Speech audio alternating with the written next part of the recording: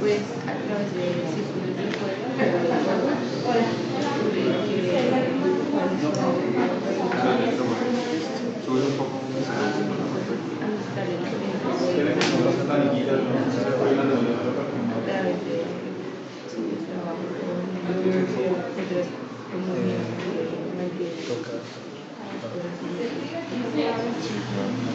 Dame.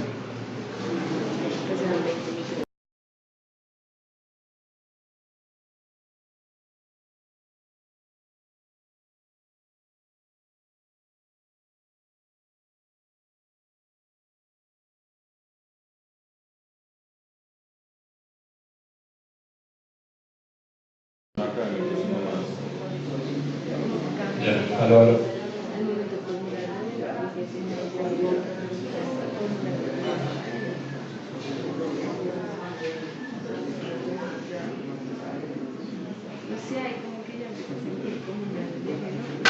Bueno, listo. Bueno, antes que todo, gracias a todos ustedes por venir el día de hoy. Hoy tenemos una amiga que nos visita cada vez que viene a Colombia. Aprovechamos y invitamos a que nos cuente un poquito sus proyectos, lo que está haciendo, Alexandra Magnicos Torroledo. Y antes, pues también queremos contarles, antes de introducir, digamos, la charla de Alexandra, que todavía tenemos unos cupos disponibles para el taller que empezamos el día de mañana, un taller dirigido por la fotógrafa Viviana Peretti, de la cual las fotos que están en este momento en esta sala son su trabajo, una exposición que se llama Fragmentos. Es un taller dirigido a la gente interesada en aprovechar mejor su teléfono celular, entonces como para aprender o mejorar a tomar fotografías con dispositivos móviles.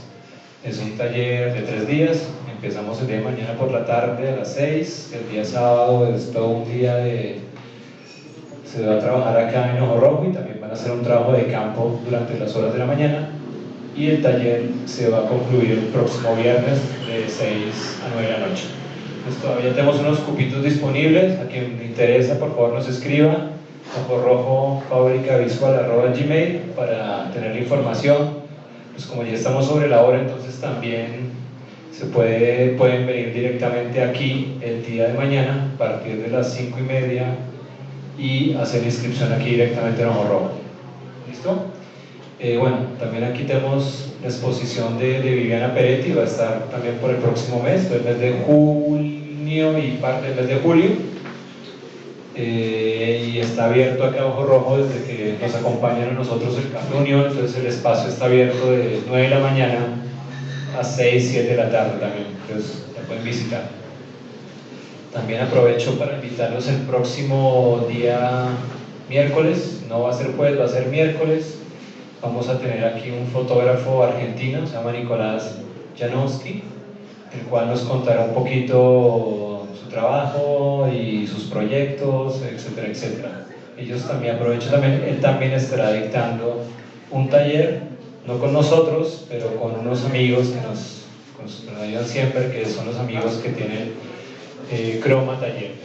Entonces, estará dictando un taller a partir del jueves, pero el encuentro con él es aquí el día miércoles. Bueno, ahora sí, creo que no me falta nada para recordarles, pero vamos a lo que vinimos, es decir, a presentar aquí el trabajo de Alexandra, los Lakota, y también se me hace muy interesante el encuentro el día de hoy, más allá por el tema, también como ella de alguna manera se acercó al tema, que utilizando, como vamos a ver, varias técnicas fotográficas, varios tipos de la parte digital, una parte análoga, y nos va a contar también un poquito todos esos procesos, cómo fueron, cómo se realizaron o cómo se realizan, en fin, entonces nos va a contar la parte de la documentación, o sea, qué problemática fue a documentar, qué pasó en esa situación y cómo ella decidió afrontarla y relatarla a través de varias técnicas fotográficas. Bueno, entonces muchísimas gracias a todos por venir y un aplauso a Alexandra.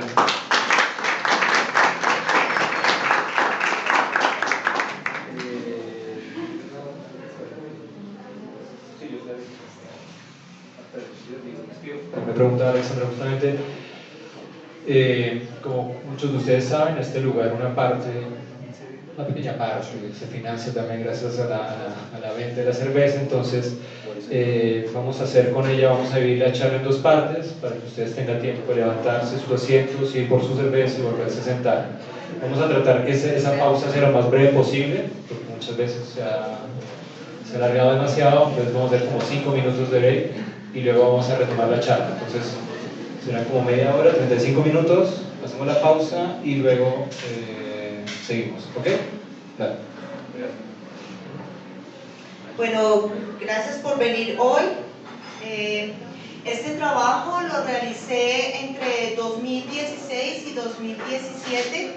Yo viajé a los campamentos de Dakota del Norte en los Estados Unidos. Yo de hecho vivo en los Estados Unidos, pero mi trabajo en Colombia ha sido con varias comunidades indígenas, con los Embera, con los Maunán, con los Nasa.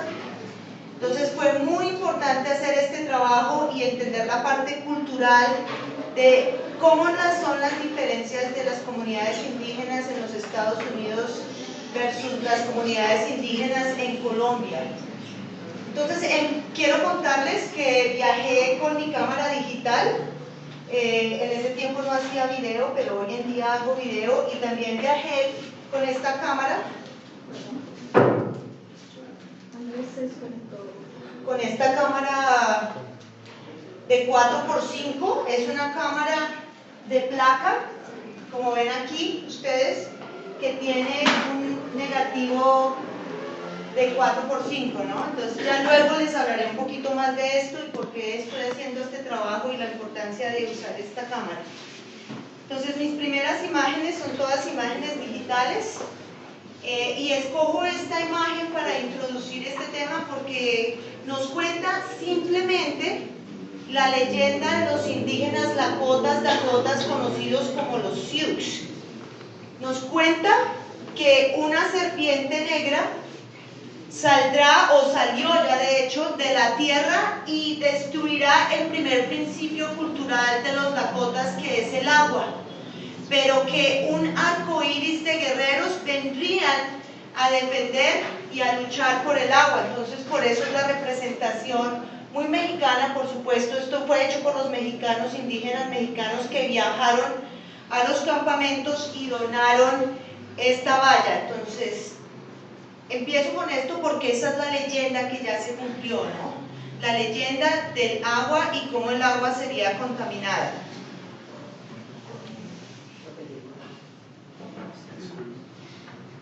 Un momentico, tenemos que arreglar algo técnico.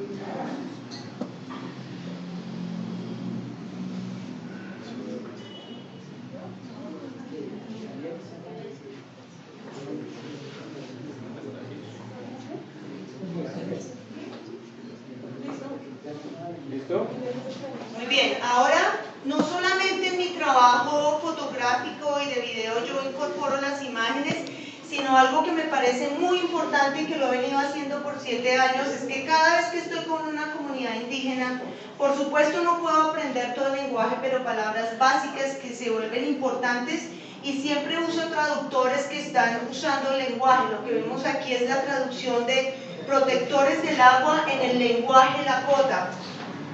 ¿Por qué uso el lenguaje? Porque si el lenguaje todavía está vivo en la cultura indígena, de hecho la cultura está viva.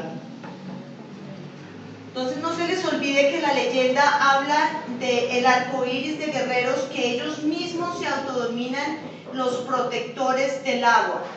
Entonces este es uno de los campamentos que visité en noviembre, y este se volvió el campamento más importante. Se llama el campamento Ocheti Sakowin, lo que significa el grupo de los 7 fuegos. Los Lakotas están divididos en bandas y cada banda se considera a sí mismo un juego. Entonces, ponerle el nombre a este campamento Oceti-Sakowin se volvió muy significativo. En mi primer viaje no habían sino como 1000 personas. Mi primer viaje fue en agosto. En mi segundo viaje, que es este viaje, en octubre parecía el campamento Oceti-Sakowin, parecía una ciudad industrial. Vemos aquí algo que usé mucho después, la tipi, que es la casa tradicional de los indígenas.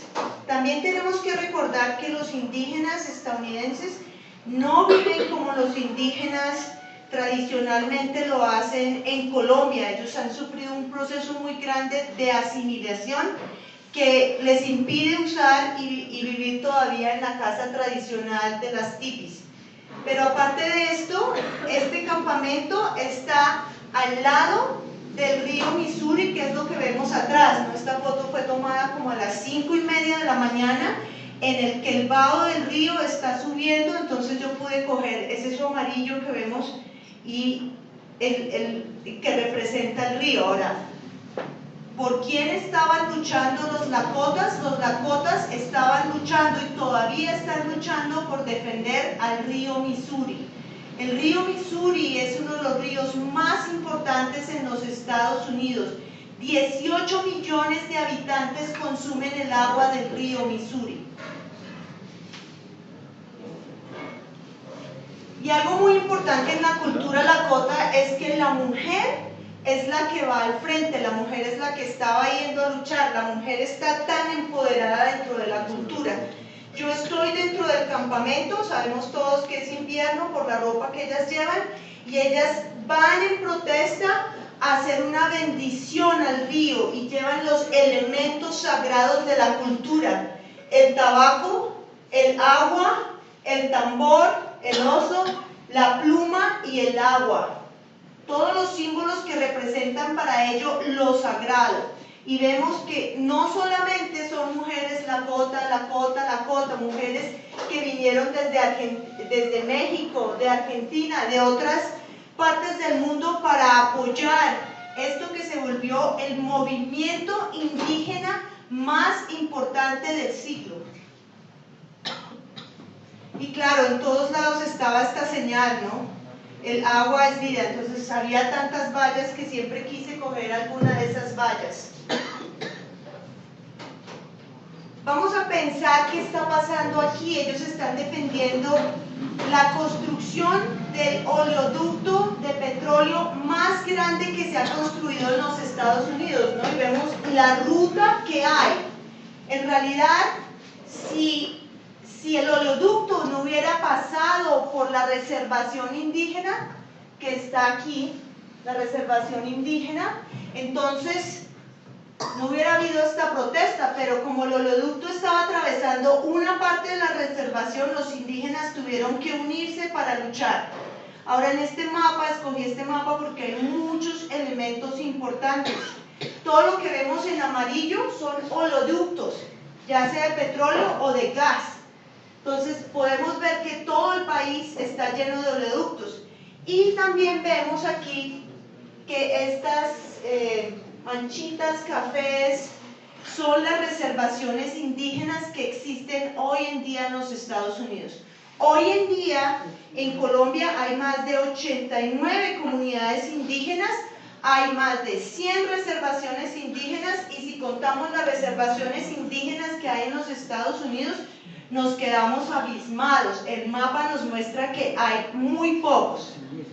También el mapa nos cuenta que esta construcción costó 3.1 millones de dólares, y es una ofensa, ¿no? Es como Urrá, ¿no? Cuando hicieron Urrá, ¿no? La construcción aquí en Colombia, ¿no? Le pusieron un nombre de los indígenas, entonces el oleoducto se llama Dakota, ¿no? Urrá es un término en vera y por eso le pusieron a la hidroeléctrica Urrá. Vemos aquí la ruta del mapa. En este momento, para las personas que pueden leer inglés, aquí dice que el presidente Obama en ese momento le dijo a la compañía Energy Transfer Partner que iba a detener esta construcción por un tiempo mientras decidía cómo reorganizar la ruta. Entonces, por eso vemos aquí que dice que ha sido negada la construcción. ¿Cuánto petróleo está transportando este oleoducto? Hoy en día está transportando más de 500.000 de barriles de petróleo que van a llegar directamente a contaminar todo el Golfo de México y a contaminar el río Missouri y todo el área donde realmente se encuentra el oleoducto. Y esta foto, que pues no es muy atractiva, pero es una de las fotos cuando yo tuve la oportunidad de viajar y el presidente Obama había decidido detener la construcción del oleoducto. Vemos más o menos que es como septiembre por la estación. Pero para mi sorpresa, cuando yo llegué en mi primer viaje, yo pregunté ¿dónde está el oleoducto? ¿No? ¿Cuál es la construcción? ¿Dónde puedo llevar los tubos? Y los indígenas me llevaron no más de 1 milla de distancia a ver el oleoducto. Es decir, la construcción ya llevaba 2 años, ya se había hecho, se hizo sin consulta previa. Las tierras fueron vendidas y llamaron a indígenas en particular para que vendieran los territorios, pero Energy Transfer Partner nunca hizo una consulta previa, que es muy común, ¿no? Es el caso común que ocurre en Colombia usualmente.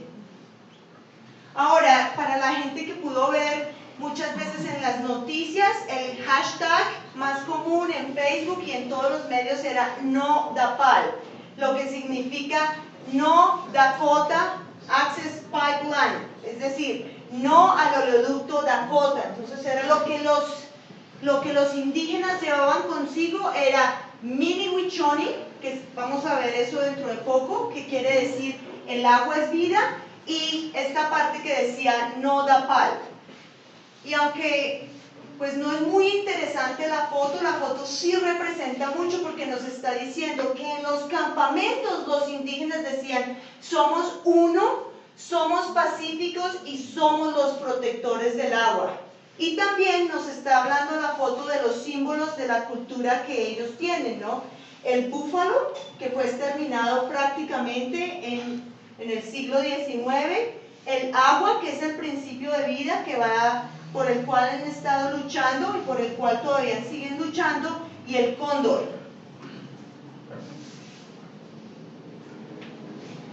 Y este pues no es un indígena lakota, este es otra comunidad indígena, pero lo importante en este momento era ver cómo ellos oran y piden por el agua, ¿no? Entonces es una imagen que me parece muy bella porque aquí está el río y él está cantando y orando. Y esto que en principio pareció como tan simple, se volvió como el pan de comer de cada día, ¿no?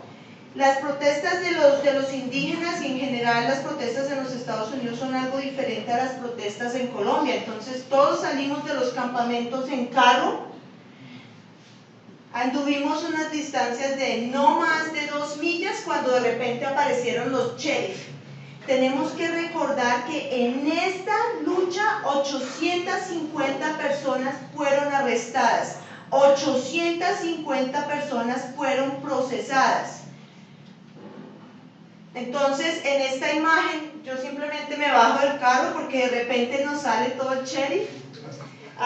Y es la imagen que se vuelve constantemente cuando ellos empiezan a bloquear la carretera, empiezan a impedir que lleguen comida a los campamentos y piden a varios estados en los Estados Unidos. 7 estados tuvieron que mandar policía, antimotines, ejército, para poder controlar a los protectores del agua que nunca estuvieron armados. Y estoy viajando con este representante de las Naciones Unidas, que viene desde México, que representa a las comunidades indígenas en México, y por supuesto todos nos bajamos de los carros y entonces viene el ejército antimotines, entonces la gente simplemente se coge de las manos para poder orar y para ver qué es lo que va a pasar con la policía y con la gente federal. Pero es muy interesante ver cómo él, que además se ve indígena, entonces trae el bastón sagrado para orar con los protectores del agua. Y me gustó mucho tener la oportunidad de estar tan cerca de este señor a quien conocí, de este indígena Lakota Oglala, de una de las bandas de los 7 fuegos, porque lo vi desde mi primer viaje hasta el último viaje en que fue arrestado por el ejército de los Estados Unidos y condenado y procesado hoy en día. Y lo importante de esta foto es que el gobierno de los Estados Unidos se aprovecha de una parte de la legislación que se llama eminent domain, el poder eminente, para tomar la carretera y para tomar el área y proteger a la empresa que se llama Energy Transfer Partner. Aquí él le está diciendo, yo solamente voy a ver a mi familia que está al otro lado, y el policía le dice, no, bajo la ley de el poder inminente, usted ya nunca más podrá cruzar este territorio. Y fue así como el gobierno de los Estados Unidos cogió los territorios de las reservaciones indígenas o de los indígenas, porque la reservación fue una figura que fue creada por el gobierno de los Estados Unidos. Y esta foto fue la única foto que tomé de la carretera 1806, que le permitía a la gente llegar a los 4 campamentos que existieron. Existió el campamento Chetizakowin, el de la banda de los 7 fuegos, el Botón de Rosa, el campamento Cheyenne y el campamento de las Piedras Sagradas. Lo interesante aquí fue ver en este momento cómo todos los indígenas venían a poner sus oraciones y sus deseos en las vallas, y cómo fue la única vez que pudimos manejar esta carretera, porque después todo quedó tan bloqueado que el acceso se volvió bastante complejo. Y este fue un encuentro de mujeres Cheyenne que llegaron, y mezcaleros que llegaron de la parte del sur de los Estados Unidos con sus vestidos tradicionales, porque fue muy difícil para mí llegar y entablar una relación con la comunidad indígena, porque en Estados Unidos las comunidades indígenas no están tan autóctonas como nuestras comunidades, entonces incluso visualmente no se ven a veces como indígenas. Ellos hablan mucho. En mi tercera generación, en mi segunda generación, yo tuve sangre cheyenne, pero físicamente están tan mezclados que a veces es difícil.